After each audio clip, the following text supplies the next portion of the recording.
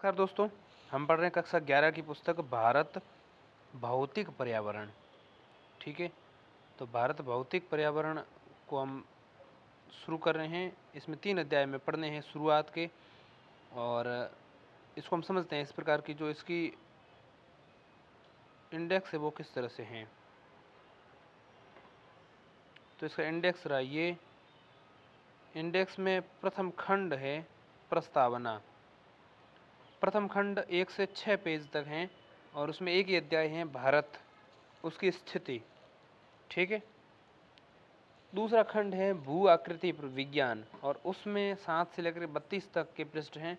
तो कुल मिला के 32 पृष्ठ हमें समझने हैं, पढ़ने हैं, और उसमें 2 अध्याय आएंगे, दूसरा और तीसरा। ये 3 अध्याय में पढ़ने हैं, खंड 1 और खंड 2, इन दोनों को हमें पढ़ना है। दूसरे अध्याय का नाम है संरचना तथा भू आकृति विज्ञान, तीसरे का नाम अपवाह तंत्र। तो प्रथम अध्याय के साथ हम शुरू करते हैं। खंड 1 का नाम है प्रस्तावना। यह इकाई संबंधित है स्थिति, विश्व में भारत का स्थान तथा आंतरिक संबंध, इससे रिलेटेड ये हैं। शुरू करते हैं। भारत स्थिति, ये इसका नाम है। भारत स्थिति, ये इस अध्याय का नाम है, और ये इसका QR है, आप इसको स्कैन कर सकते हैं यहाँ से, और गूगल पे डालेंगे तो इसका आपको PDF मिल जाएगा। यहाँ पर वहाँ पर पुस्तक जो है आपको दिखाई देगी। अध्याय संख्या 1 है। पिछली कक्षाओं में आप भारत का मानचित्र देख चुके हैं। आप भारत के मानचित्र को चित्र 1.1 को जरा गौर से देखिए। इसका अक्षांशीय एवं देशांतरीय विस्तार ज्ञात कीजिए। क्या आप इसके दक्षिणतम और उत्तरतम अक्षांशों को और सबसे पूर्वी और सबसे पश्चिमी देशांतरों को चिन्हित कर सकते हैं? भारत की भूमि उत्तर में कश्मीर से लेकर दक्षिण में कन्याकुमारी तक, उत्तर में कश्मीर और दक्षिण में कन्याकुमारी तक, और पूर्व में अरुणाचल प्रदेश और पश्चिम में गुजरात तक फैली हुई है। भारत की सीमा के अंतर्गत क्या क्या आता है? भारत की सीमा अंतर्गत आता है, भारत की सीमा अंतर्गत क्षेत्र जो है, आगे समुद्र की ओर जाएं तो 12 समुद्री मील। अब देखिए, एक जो सामान्य मील होता है उसमें जो लंबाई होती है वो होती है 1.6 किलोमीटर लगभग। एग्जैक्ट आंकड़ा जो है 1.584 किलोमीटर माना जाता है। तो एक मानक मील जो होता है उसमें लगभग 1.6 किलोमीटर मान सकते हैं आप। सही आंकड़ा 1.584 ये किलोमीटर एक मानक मील में होती हैं। इसको आप 1.6 समझ सकते हैं। 1.584 को 1.6 मान लीजिए, ये एक मानक मील होता है। समुद्री मील में थोड़ा डिफरेंस है। समुद्री मील की लंबाई जो है 1.824 तो 824 ये इसकी आंकड़ा इस तरह से है। तो इसको आप सामान्यतः 1.8 किलोमीटर मान सकते हैं एक समुद्री मील को। तो 12 मील है तो 1.8 से गुणा करेंगे तो ये बनेगा 1.824 से गुणा करेंगे तो ये बनेगा 21.9 किलोमीटर। 12 समुद्री मील यानी 21.9 किलोमीटर तक फैला हुआ है। हमारे देश की दक्षिणी सीमा जो है बंगाल की खाड़ी में, दक्षिणी सीमा का मतलब समझते हैं? दक्षिण मतलब नीचे की तरफ जो सीमा है वो बंगाल की खाड़ी के अंदर जो अंडमान निकोबार द्वीप समूह है उसमें उस तरफ जाएगी तो वहाँ हम 6 डिग्री और 45 मिनट उत्तर अक्षांश के साथ निर्धारित हैं। दक्षिणी सीमा कहाँ पर है? बंगाल की खाड़ी में 6 डिग्री 45 मिनट उत्तर अक्षांश के साथ निर्धारित हैं।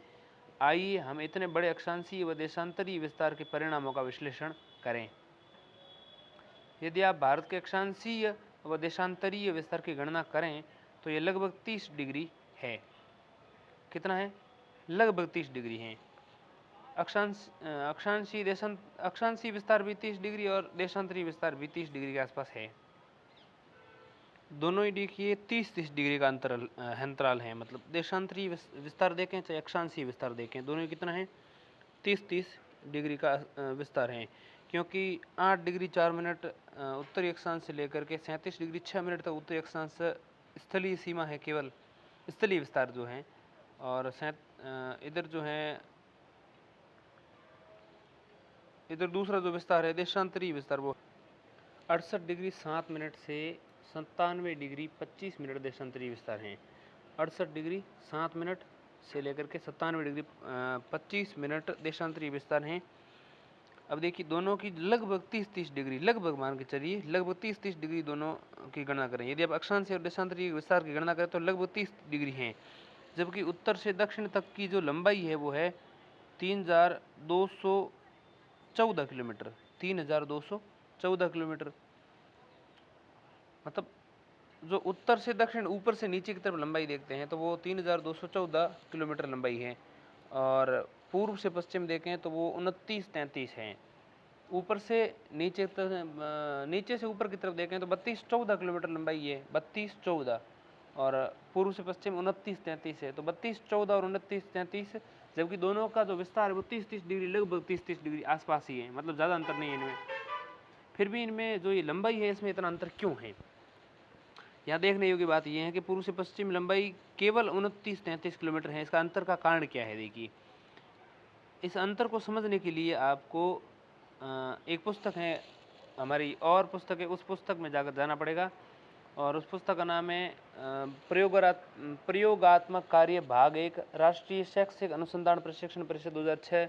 ये पुस्तक है भाग 1, प्रयोगात्मक कार्य, भूगोल में प्रयोगात्मक कार्य। उसमें अक्षांश, देशांतर और समय के अध्याय संख्या 3 को देखना पड़ेगा, और वहाँ आपको समझ में आएगा। तो चलो हम भूगोल में प्रयोगात्मक कार्य भाग 1 कक्षा 11 के लिए जो पाठ्य पुस्तक उसमें पहुँच गए हैं। अब इस पुस्तक में हमें तीसरा अध्याय निकालना है। कौन सा अध्याय? तीसरा अध्याय। जनरली उस पुस्तक में कुछ ज़्यादा मिलता नहीं, उसमें क्या चीज़ थी वो, मतलब मैं देख लिया, मैं समझ गया उस चीज़ को, और ये मैं शॉर्ट में बता देता हूँ। ये अंतर जो है इस तथ्य पर आधारित है कि ध्रुवों की और दो देशांतर रेखाओं के बीच की दूरी घटती है, और अक्षांश रेखाओं के बीच की दूरी हर जगह एक सी रहती है। अक्षांश रेखाओं के बीच की दूरी हर जगह एक सी रहती हैं, और जो देशांतर रेखाएं होती हैं इनके बीच की दूरी घटती जाती हैं। दो अक्षांश रेखाओं के बीच की दूरी ज्ञात करनी है। दो अक्षांश रेखाओं के बीच की दूरी ज्ञात करनी है। अक्षांश रेखाओं के मानों से ज्ञात होता है कि भारत का दक्षिणी हिस्सा उष्ण कटिबंध और उत्तरी हिस्सा जो है उपोष्ण कटिबंध या कोष्ण शीतोष्ण कटिबंध में स्थित हैं। मतलब यूँ समझ सकते हैं, अब आपको अक्षांश रेखाओं के बीच की दूरी पता करनी है और देशांतरीय रेखाओं के बीच की दूरी पता करनी है। तो अक्षांश रेखाओं के बीच की दूरी 111 किलोमीटर 1 डिग्री पर अंतर जो आता है उस पर 111 किलोमीटर ऐसा कुछ इसका मान है, मुझे अनुमानित थोड़ा सा स्मरण है, उसको आपको पता लगाना है। अक्षांश रेखाओं के मानों से ज्ञात होता है कि भारत का दक्षिणी हिस्सा जो है, भारत का जो दक्षिण भारत जो है वो दक्षिणी हिस्सा तो उष्ण कटिबंध में है। कैसा कटिबंध? उष्ण, ठीक, गर्म में है। और उत्तरी हिस्सा जो है वो थोड़ा सा कम गर्म में है, उपोष्ण। उपोष्ण को इसको हम कोष्ण शीतोष्ण भी कह सकते हैं, ठीक। यही स्थिति देश में भू आकृति, जलवायु, मिट्टी के प्रकारों और प्राकृतिक वनस्पति में पाई जाने वाली भारी भिन्नता के लिए उत्तरदायी है। मतलब ये जो स्थिति है ना उत्तर और दक्षिण भारत में, मतलब तापमान में अंतर जो है, कटिबंध अलग अलग है, और ये स्थिति जो हमारे भारत की है इसमें भू आकृति, जलवायु है, मिट्टी के प्रकार हैं, ये कटिबंध जो अलग अलग हैं, इसमें जो तापांतर जो है दो क्षेत्रों के मध्य, ये जलवायु परिवर्तन का भी कारण है, मिट्टी के प्रकार का भी कारण है, और वनस्पति पाई जाने वाली वनस्पति में भिन्नता का भी कारण है। आइए अब हम देशांतरीय विस्तार और भारत के लोगों पर उसके प्रभाव का अध्ययन करेंगे। देशांतरीय विस्तार जो होता है क्या काम करता है और कैसे भारत के लोगों पर इसका प्रभाव पड़ता है, ये समझते हैं। देशांतर रेखाओं के मानों से स्पष्ट है कि इनमें लगभग 30 डिग्री का अंतर पाया जाता है। लगभग 30 डिग्री का, अनुमानित बता रहा हूँ मैं, क्योंकि देशांतर रेखाएं जो हैं 68 डिग्री 7 मिनट से 97 डिग्री 25 मिनट तक इनका विस्तार जो है देशांतरीय रेखाओं का माना जाता है। तो 30 डिग्री का अंतर है। हमारे देश के सबसे पूर्वी मतलब अरुणाचल प्रदेश और सबसे पश्चिमी भागों के समय के मध्य जो अंतर है वो 2 घंटे का अंतर है। और देशांतर रेखाएं जो होती है वो समय का पता लगाने के लिए होती हैं, ठीक है। आप भारतीय मानक समय से पहले से ही परिचित हैं। भारतीय मानक समय जो है, मानक याम्योत्तर का क्या उपयोग है आप जानते ही हैं। भारतीय मानक याम्योत्तर जो है 82.5 डिग्री 30 मिनट जिसको हम कहते हैं, वो उत्तर प्रदेश के प्रयागराज या इलाहाबाद जिसको हम कहते हैं, उसमें एक नैनी नामक स्थान से ये गुजरता है 22.5 डिग्री। और इसी समय के आधार पर जो है भारत में समय निर्धारण किया जाता है। आप मानक समय से पहले से परिचित हैं। मानक याम्य उत्तर का क्या उपयोग है पता है आपको? जब उत्तर पूर्वी राज्यों में, उत्तर पूर्वी मतलब उत्तर और पूर्व के मध्य, उत्तर और पूर्व के मध्य उत्तर पूर्वी राज्यों में जैसलमेर की तुलना में सूर्य 2 घंटे पहले उदय होता है, तो पूर्व में डिब्रूगढ़, इम्फाल और देश के अन्य भागों में स्थित जैसलमेर, भोपाल और चेन्नई में घड़ियां एक जैसा समय दिखाती हैं। ऐसा क्यों होता है? जब सूर्य पहले होता है तो उदय पहले होता है, तो फिर समय एक जैसा कैसे दिखाई देती है? ऐसा क्यों होता है ये आपको पता है? ठीक, भारत में कुछ स्थानों के नाम लिखिए जिनमें से मानक याम्य गुजरती हैं। अब मानक याम्य के बारे में हम जान लेते हैं। देखिए, विश्व के देशों में आपसी समझ के तहत मानक याम्य जो है बनाया गया है। 7 डिग्री 30 मिनट देशांतर के एक गुणांक पर चुना जाता है। 7 डिग्री और 30 मतलब 7.5 के पहाड़े के अनुपात के रूप में गिना जाता है। और यही कारण है कि 62.5 डिग्री पूर्व याम्योत्तर को भारत के लिए मानक याम्योत्तर चुना गया है। 7.5 के अंतराल से गिने जाते हैं। भारतीय मानक समय जो है ग्रीनविच मध्य से 5.5 घंटे जो हैं आगे हैं। 5.5 घंटे आगे हैं। कुछ ऐसे देश हैं जिनमें एक से अधिक पूर्व पश्चिम विस्तार के कारण जो है, इनमें अधिक पूर्व पश्चिम विस्तार के कारण एक से अधिक मानक देशांतर वहाँ पर होते हैं। जैसे संयुक्त राज्य अमेरिका में 6 समय कटिबद्ध हैं, ठीक है। और रूस में जो है इन कटिबद्धों की संख्या लगभग 11 के आसपास बताई जाती है। ये है हमारा भारत और भारत का राजनीतिक मानचित्र। और राजनीतिक मानचित्र में इसमें आप देख सकते हैं इनका जो मानक याम्योत्तर जो शुरू होता है वो यहाँ दिखाया गया है आपको, ठीक है। पूरा आपको दिखाया गया है। इनका विस्तार आप देख सकते हैं। आप राज्यों के नाम देख सकते हैं। सबसे ऊपर लद्दाख देखेगा। लद्दाख के बाद इसके जस्ट पश्चिम में आपका जम्मू कश्मीर हो जाएगा। अब देखिए, आप ऐसे जैसे जाते हैं ना भाई, पूर्व और दक्षिण के मध्य, दक्षिण पूर्व दिशा में जब नीचे की तरफ ऐसे ढलेंगे ना, तो आप जम्मू कश्मीर, फिर जस्ट हिमाचल प्रदेश, फिर उत्तराखंड, फिर नेपाल। तो इस लाइन से हैं चारों ये, ठीक। इधर नीचे उसके जस्ट में पैरेलल में और चल रहे हैं पंजाब, पंजाब से जस्ट हरियाणा, हरियाणा से जस्ट दिल्ली, दिल्ली से जस्ट उत्तर प्रदेश, उत्तर प्रदेश के जस्ट बाद बिहार। मतलब ये एक हिमालय के समान अंतर में ये दक्षिण पूर्व में जा रहे हैं, ठीक है। हरियाणा नीचे है और पंजाब ऊपर है, ध्यान रखिएगा। और इधर राजस्थान है, तो राजस्थान के बाद मध्य प्रदेश है, मध्य प्रदेश के बाद छत्तीसगढ़ जो है, ऐसे पूर्व की ओर जा रहे हैं, दक्षिण पूर्व की ओर। राजस्थान, मध्य प्रदेश, छत्तीसगढ़ और ओडिशा। छत्तीसगढ़ के जस्ट बाद में कौन है? ओडिशा है इधर, ठीक है। बीच में हम जा रहे हैं ऐसे, ठीक है। और जब हम पंजाब, हरियाणा, दिल्ली, उत्तर प्रदेश है, इस तरफ आते हैं, तो इस तरफ आते समय आगे उत्तर प्रदेश के बाद झारखंड और बिहार समानांतर रूप से आएंगे। और उसके बाद पश्चिम बंगाल पे हम पहुंच जाएंगे, ठीक है। इधर अगर हम गुजरात से देखें तो गुजरात के बाद हम महाराष्ट्र चले जाएंगे, महाराष्ट्र के बाद हम तेलंगाना, और महाराष्ट्र के बाद तेलंगाना, तेलंगाना के बाद आंध्र प्रदेश में चले जाएंगे। आंध्र प्रदेश और जो ओडिशा है बहुत ही पतली पट्टी की तरफ फैले हुए हैं। पूरा इलाका जो है इन्होंने घेरा हुआ है पूर्व का, ठीक है। आंध्र प्रदेश और ओडिशा, ठीक है। आंध्र प्रदेश से जो हैदराबाद जो मतलब राजधानी बन गया तेलंगाना का, तो आंध्र प्रदेश नीचे है, वो जस्ट ऊपर तेलंगाना है, ठीक है। और कर्नाटक और तमिलनाडु, केरल, ये इस तरह के राज्य यहाँ पर इस तरह से हैं। पूर्व में अगर पूर्वोत्तर के राज्यों की बात करूँ तो पूर्वोत्तर के राज्यों में सबसे ऊपर अरुणाचल प्रदेश है। नीचे अगर इनके किनारे किनारे चलें तो नागालैंड आता है, फिर आता है मणिपुर, फिर आता है मिजोरम। तो ठीक है, मणि ऊपर होती है सांप के फण में, और मिजोरम जो है वो नीचे है। और बांग्लादेश के जस्ट ऊपर हैं, बांग्लादेश के जस्ट ऊपर कौन है? मेघालय, ठीक है। भूटान के जस्ट पैरेलल नीचे की तरफ वो है मेघालय। और म्यांमार से बॉर्डर संपर्क में आता हुआ मिजोरम हो गया। और मिजोरम से जस्ट हम अगर उत्तर पश्चिम की ओर जाएं तो जस्ट आता है त्रिपुरा, ध्यान दीजिएगा। ठीक है,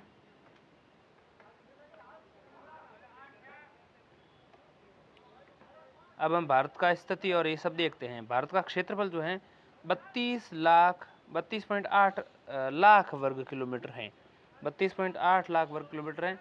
तो 3287,263 वर्ग किलोमीटर ऐसा कुछ भारत का क्षेत्रफल है। 32.8 लाख वर्ग किलोमीटर भारत का एक क्षेत्रफल है। और भारतीय क्षेत्रफल का एग्जैक्ट मान अगर मैं आपको बताऊं आंकड़ा, तो इसका आंकड़ा कितना है इसका ध्यान दीजिएगा।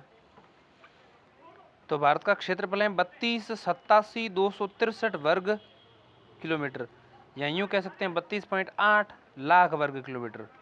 32.8 लाख वर्ग किलोमीटर भी कह सकते हैं। 32.8 का मतलब हो गया कि 33 से थोड़ा सा कम है, आप मान के चलिए भाई, मतलब 32.8 लाख वर्ग किलोमीटर का मतलब 33 लाख वर्ग किलोमीटर के आसपास है। ठीक है, 33 लाख वर्ग किलोमीटर के थोड़ा सा कम है। तो एग्जैक्ट आंकड़ा बताऊँ तो 3287,263 वर्ग किलोमीटर हैं। ठीक है,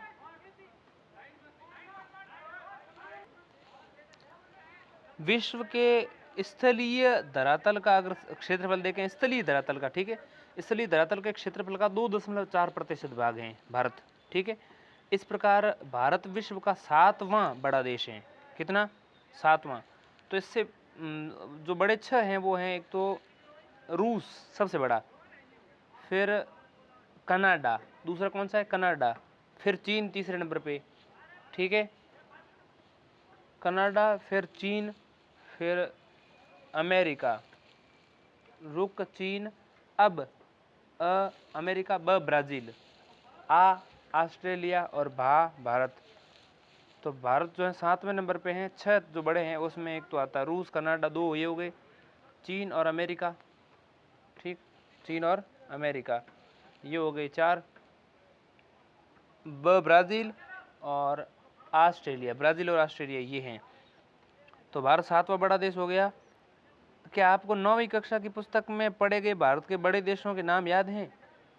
तो 9वीं कक्षा की पुस्तक में इन देशों के नाम उनका जिक्र किया हुआ है। अब हम बात करते हैं आकार की। भारत के आकार ने इसे विशिष्ट भौतिक विविधता प्रदान की है। उत्तर में ऊंचे पर्वत, गंगा, ब्रह्मपुत्र और महानदी, कृष्णा, गोदावरी जैसी कावेरी नदियाँ बड़ी नदियाँ हैं। ठीक है, गंगा, ब्रह्मपुत्र, महानदी, कृष्णा, गोदावरी और कावेरी जैसी बड़ी नदियां हैं। और उत्तर पूर्वी और दक्षिण भारत में वनाच्छादित पहाड़ियां हैं। उत्तर पूर्व यानी पूर्वोत्तर के क्षेत्र में और दक्षिण भारत में नीचे की तरफ जो है वन से आच्छादित पहाड़ियां हैं, वन आच्छादित पहाड़ियां हैं, जबकि मरुस्थली में रेत के विस्तृत फैलाव हैं। उत्तर में हिमालय पर्वत और उत्तर पश्चिम में हिंदुकुश व सुलेमान श्रेणियां हैं। उत्तर पश्चिम का मतलब है कि पाकिस्तान की तरफ जब चले जाते हैं तो वहाँ हिंदुकुश और सुलेमान श्रेणियां। उत्तर पूर्व में पूर्वांचल पहाड़ियाँ, पूर्वोत्तर में कौन सी? पूर्वांचल पहाड़ियाँ। और दक्षिण में विशाल हिंद महासागर से सीमांकित एक वृहद भौगोलिक इकाई है जिसे हम भारतीय उपमहाद्वीप कहते हैं। और इसमें पाकिस्तान, नेपाल, भूटान, बांग्लादेश और भारत आते हैं। भारतीय उपमहाद्वीप में कौन कौन आते हैं? पाकिस्तान भी आता है, नेपाल भी आता है, भूटान भी आता है, बांग्लादेश भी आता है। ये सब जो है भारतीय इस उपमहाद्वीप में आते हैं। पाकिस्तान, नेपाल, भूटान, बांग्लादेश, भारत तो है ही। भूतकाल में हिमालय अपनी श्रेणियों के साथ एक मजबूत भौतिक अवरोधक की भूमिका निभाता रहा है। भूतकाल में हिमालय जो है अपनी श्रेणियों के साथ एक मजबूत भौतिक अवरोधक की भूमिका निभाता रहा है। खैबर, बोलन, शिपकीला, नाथुला और बोमडीला जैसे कुछ पहाड़ी दर्रों को छोड़कर इसे पार करना मुश्किल था। ठीक है, तो खैबर दर्रा है, बोलन दर्रा है, शिपकीला दर्रा है, नाथुला दर्रा है और बोमडीला जैसे कुछ पहाड़ी दर्रे जो हैं इनसे पार करके हम हिमालय को जो है पार कर सकते हैं।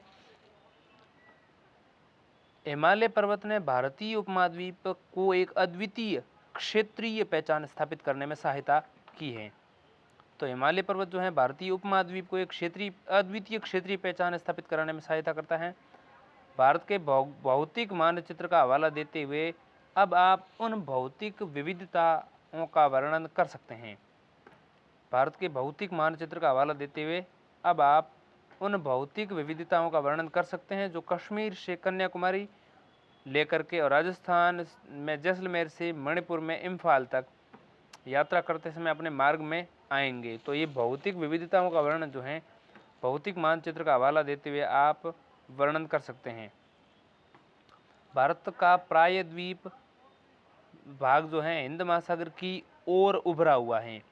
भारत का प्रायद्वीपीय भाग जो है हिंद महासागर की ओर उभरा हुआ है और भारत की संपूर्ण तट रेखा द्वीप समूह समेत, तट रेखा की बात कर रहा हूँ, केवल तट रेखा संपूर्ण द्वीप समूह समेत जो है 7517 किलोमीटर तक विस्तृत है। भारत की संपूर्ण तट रेखा द्वीप समूह समेत 7517 किलोमीटर पर विस्तृत है।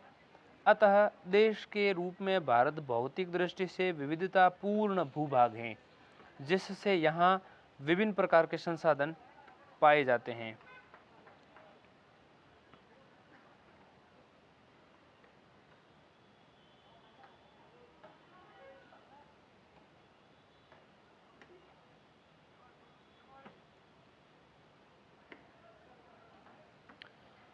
क्या आपको याद है स्कूल भुवन एक वेब पोर्टल है?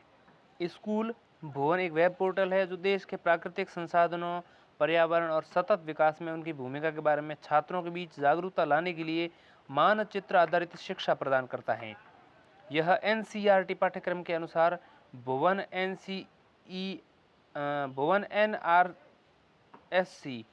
एनआरएससी इसरो की एक पहल है। भुवन एक वेब पोर्टल है। भुवन आप भारत के विभिन्न मानचित्रों को देख सकते हैं। भुवन ऐप पे जाकर के http://bhuvan-1.nrsc.gov.in और फिर फिर है MHRD और फिर स्पेस और फिर NCERT। अब हम बात करते हैं भारत एवं पड़ोसी इनकी। भारत की स्थिति मानचित्र 1.2 की जांच कीजिए। आप देख चुके हैं पहले।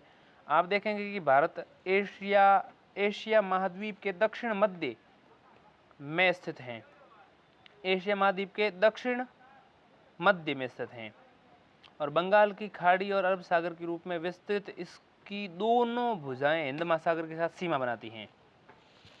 ठीक है, बंगाल की खाड़ी भी और अरब सागर दोनों ही जो विस्तृत भुजाएं हैं हिंद महासागर के साथ सीमा बनाती हैं।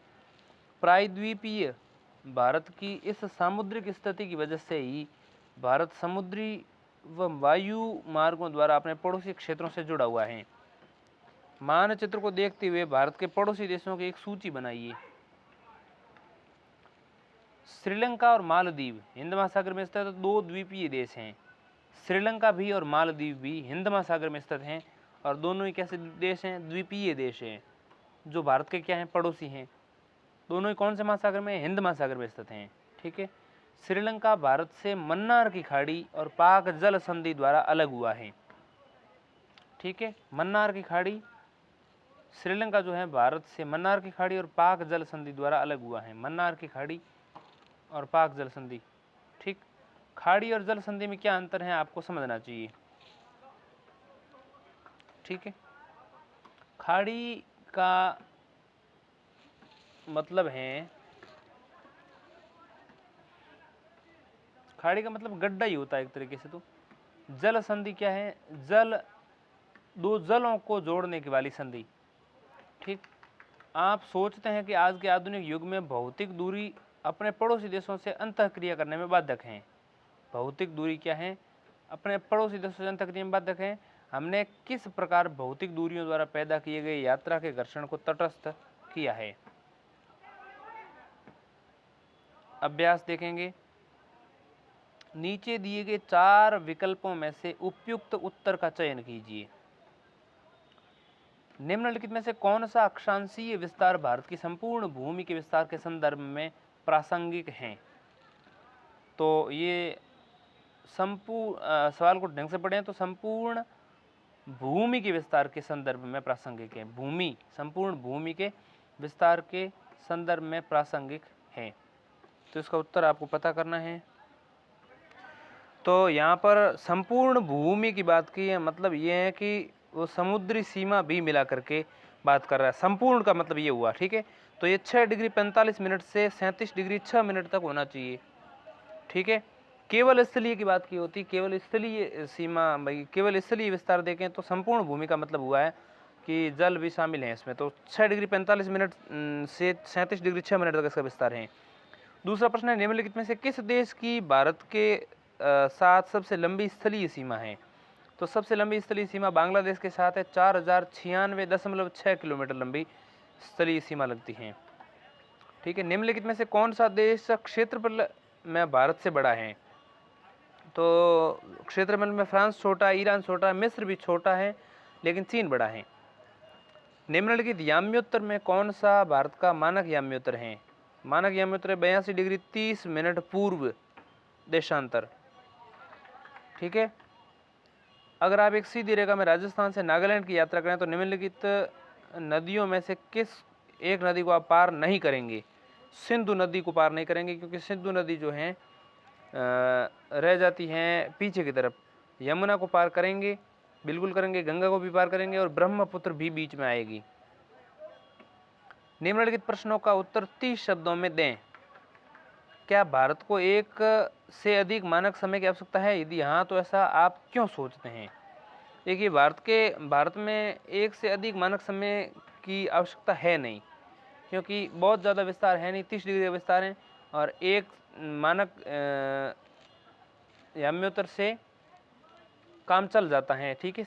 सामान्यतः सूर्योदय और सूर्यास्त जो हैं पूर्वी और पश्चिमी क्षेत्रों के मध्य 2 घंटे के अंतर से देख सकते हैं। मतलब अगर वहाँ सूर्योदय भाई 5 बजे होता है तो यहाँ सूर्योदय 7 बजे होता है, तो यही अंतर होगा, ठीक है। अगर हम इस तरह से सोचें कि नहीं आवश्यकता है तो ये तर्क दे सकते हैं हम, ठीक। अगर हम ऐसा सोचते हैं कि मतलब होने चाहिए 2 याम्योत्तर, मानक याम्योत्तर, तो ऐसा है कि इनके बीच अंतर जो है काफ़ी अंतर है, और 2 घंटे के अंतर को न्यूनतम करने के लिए 2 मानक याम्योत्तर की आवश्यकता है।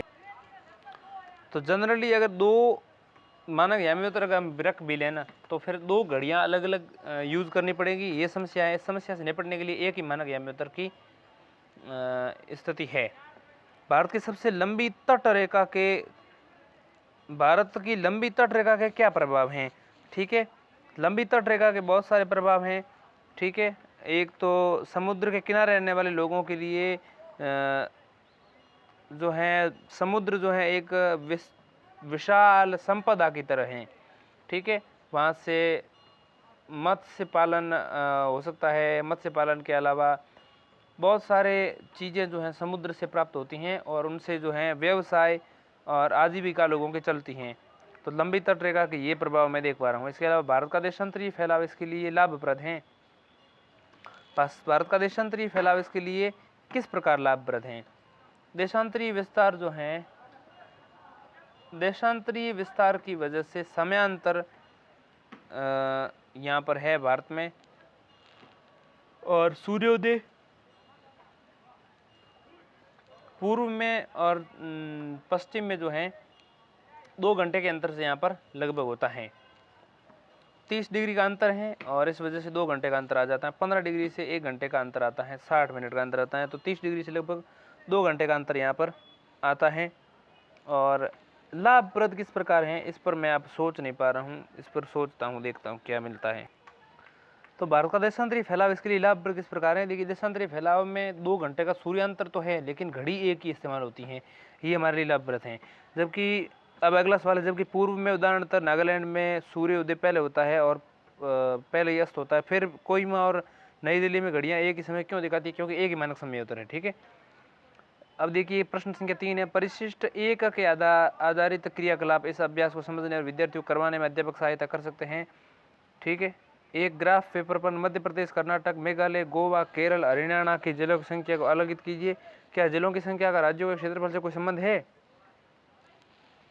उत्तर प्रदेश, पश्चिम बंगाल, गुजरात, अरुणाचल प्रदेश, तमिलनाडु, त्रिपुरा, राजस्थान और जम्मू कश्मीर में कौन सा सर्वाधिक जनसंख्या घनत्व वाला, कौन सा न्यूनतम जनसंख्या घनत्व वाला राज्य है? सर्वाधिक जनसंख्या घनत्व वाला तो उत्तर प्रदेश है, ठीक है।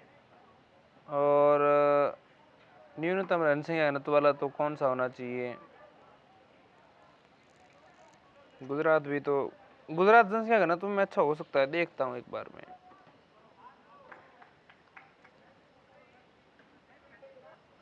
तो जनसंख्या घनत्व के हिसाब से पश्चिम बंगाल सबसे ज़्यादा जनसंख्या घनत्व वाला है और अरुणाचल प्रदेश जो है न्यूनतम जनसंख्या घनत्व वाला इन दिए हुए जिलों में से है। राज्य के क्षेत्रफल व जिलों की संख्या के बीच संबंध ढूंढिए। क्षेत्रफल और जिलों की संख्या के बीच संबंध क्या है? जिसका जितना ज़्यादा क्षेत्रफल उतने अधिक जिले। तटीय सीमाओं से संलग्न राज्यों की पहचान करें। तो तटीय सीमा से इधर देखें तो गुजरात है, गुजरात के बाद महाराष्ट्र है, महाराष्ट्र के बाद गोवा है, गोवा के बाद में इधर जो है केरल है, फिर इधर तमिलनाडु है, और इधर जो है तमिलनाडु के बाद में आंध्र प्रदेश है, आंध्र प्रदेश के बाद उधर ओडिशा है, ठीक है, ओडिशा। और फिर उधर पश्चिम बंगाल का कुछ इलाका लगता होगा, फिर नीचे की तरफ उधर त्रिपुरा, और मुझे मिजोरम में से लगना चाहिए कुछ। तो देखता हूँ तटीय सीमा के साथ लगने वाले कितने राज्य हैं। ध्यान दीजिएगा, उधर वो मैं जो कह रहा था ना त्रिपुरा और ये नीचे वाले, वो नहीं है, गुजरात है, ठीक है, महाराष्ट्र भी है, और तमिलनाडु तो गुजरात महाराष्ट्र के बाद गोवा है, और कर्नाटक भी है, गोवा है, फिर कर्नाटक है, और केरल भी है।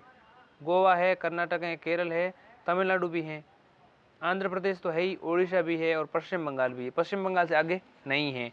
तो ये 9 राज्य हैं: गुजरात, महाराष्ट्र, गोवा, कर्नाटक, केरल, तमिलनाडु, आंध्र प्रदेश, उड़ीसा, पश्चिम बंगाल। पश्चिम से पूर्व की ओर स्थलीय सीमा वाले राज्यों का क्रम तैयार कीजिए। पश्चिम से पूर्व स्थलीय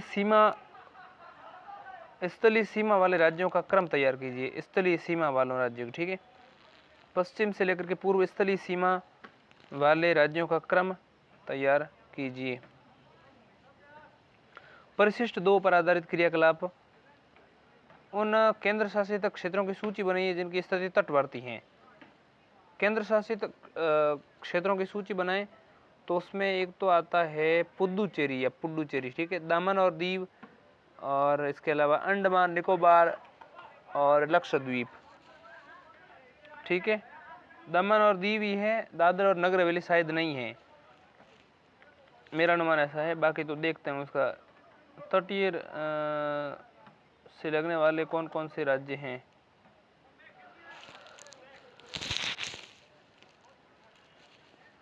राष्ट्रीय राजधानी क्षेत्र दिल्ली और अंडमान निकोबार द्वीप समूह के क्षेत्रफल और जनसंख्या में अंतर और व्याख्या करें, किस प्रकार करेंगे आप? तो इस प्रकार हमने ये प्रथम अध्याय पढ़ा।